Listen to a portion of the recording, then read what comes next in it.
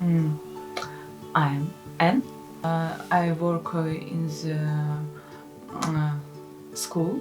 I'm teacher of music for the children and sing the opera. I like it. Misha, my friend, I met him a long time ago, maybe 8 years ago. I met him in the Institute of Culture. We studied together 6 months. Um, he has a good sense of humor.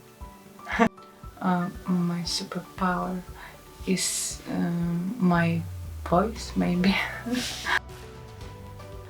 I expect what I call my friends and say, "What are you doing today?"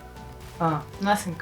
And I will say too, and I maybe go together somewhere, and at this is like uh,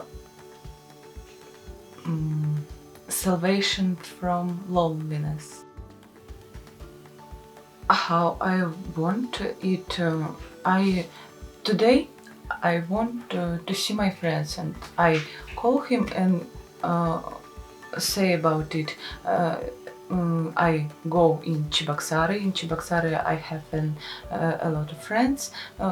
In Kazan I live 10 months. I have here a little friends, and when I go to France, I to the rest with them. What?